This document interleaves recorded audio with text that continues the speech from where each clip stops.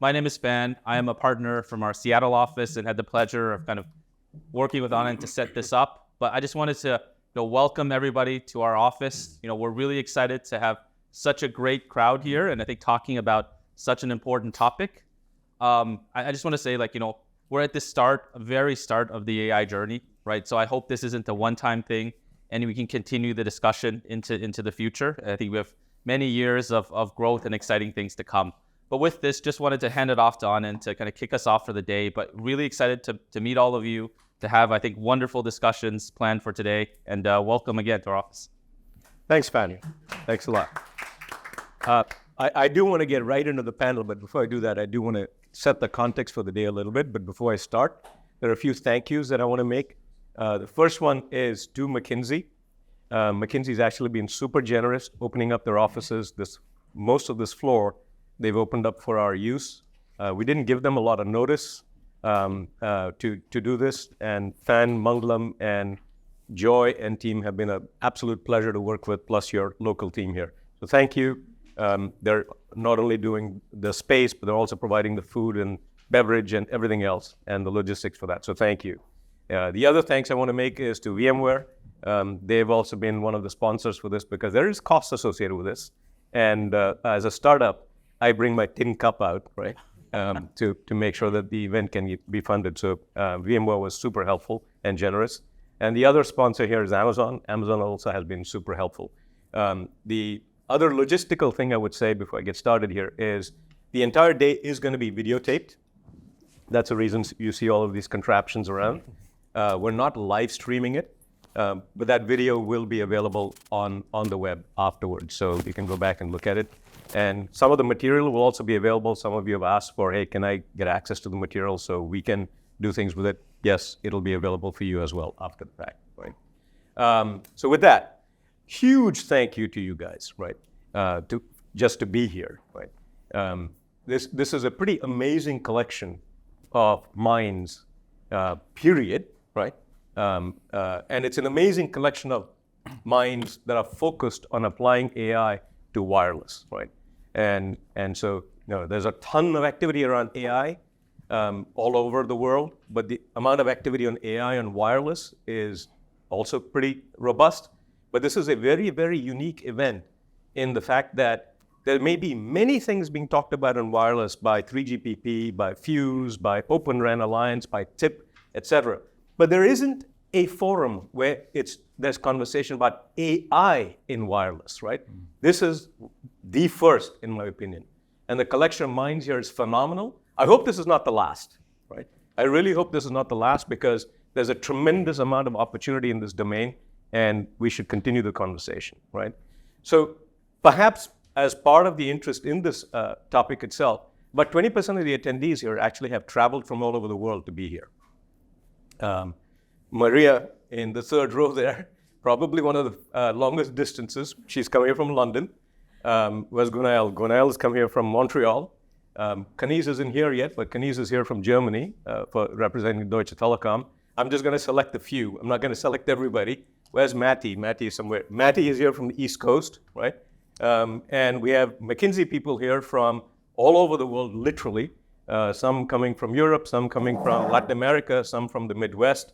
So they've really gone all out to support this. So huge thanks to all of you who traveled here.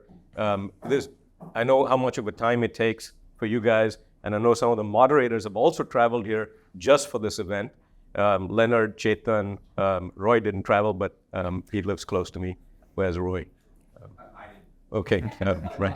But I do want to single out some of the moderators. Chetan was in New York with the Big 6G event, and he arrived last night to be able to moderate this event for us, right? So huge thanks to you guys. Leonard came from San Diego, and some of the several people have traveled from San Diego, several from Seattle. So thank you for all of you, right? Part of the reason I think there's excitement amongst you guys as well is because there's a tremendous amount of anticipation around AI, right? And what it can do in wireless, right? In fact, that anticipation, you can almost talk about it as breathlessness, right? Every time somebody uses the word or utters the word AI, there's a certain amount of breathlessness associated with, oh yeah, that's so wonderful. all the things it can do for you, right? And perhaps one of the things that you're wondering is that breathlessness warranted, right? Is AI's breathlessness warranted, right? We at IRA have been at it for about 4 years now, right? And we started this journey at a point in time when one of my VCs, 5 years now, right? If you include the year we were actually conceptualizing it.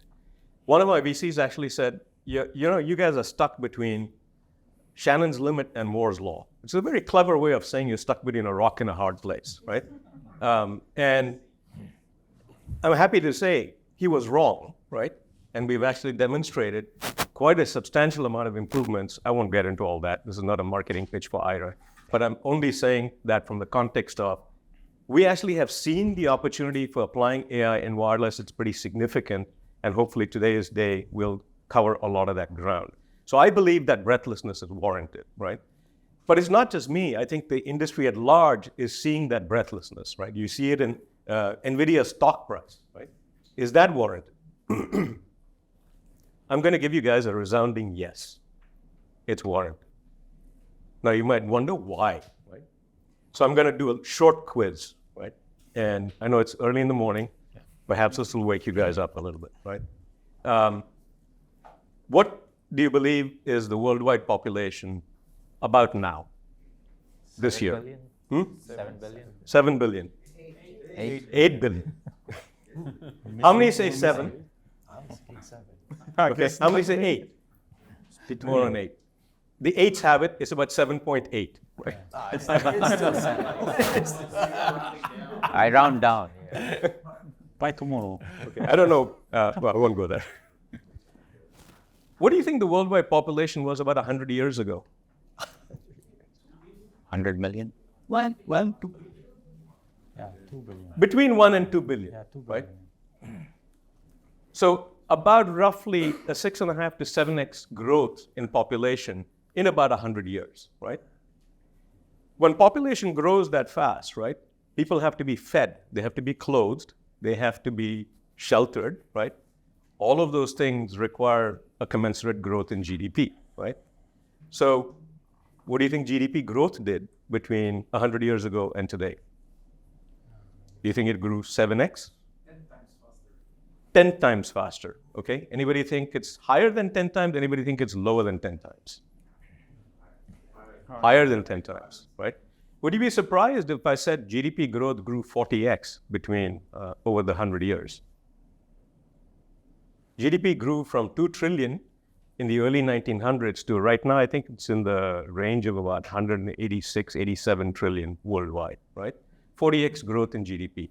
Now, some of you might be wondering, why the hell is he talking about this, right? I'll tell you why, right? GDP growth doesn't come automatically. You have to facilitate productivity growth, right? Productivity growth in the form of you have to enable people to be able to learn faster. You have to be able to enable transportation. Goods have to get moved faster, right? All of those things require innovation, right?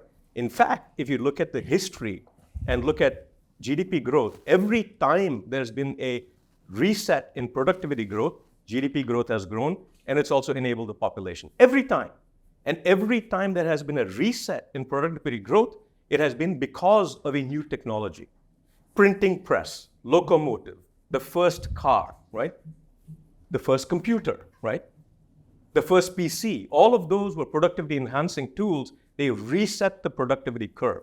And every time one of those new technologies arrived, there was a collective gasp of wonder from humanity, right? Literally, a collective gasp of wonder, right? So today, I believe, and this is the reason, I'm not the only one, I think the stock market believes, that AI is that next technology that drives productivity improvement or resets that productivity curve. And that's why I think you're seeing the collective breathlessness around AI, right? And I don't think it's unwarranted, right? We certainly have our own experience based on that. And so with that, where does this go?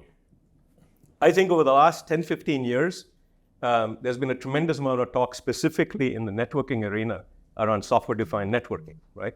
In fact, with software-defined networking, without software-defined networking, you would not have Open RAN, right? Open RAN was given birth to in part because software-defined networking existed as a movement. And Open RAN enables a tremendous amount of innovation, right? About the same kind of innovation gets unleashed with Open RAN as what happened in the computing industry with the advent of the PC, going vertical to horizontal, right? But it does one more thing. Software-defined networking also opens up all of the data in the network and makes that data available for the applicability of AI, right? And enhancing the networks in performance, network performance and optimizations and so on and so forth. So I think we're entering a new field, a new era, where the combination of software-defined networking plus AI ushers in new capabilities that I think are going to be extraordinarily powerful.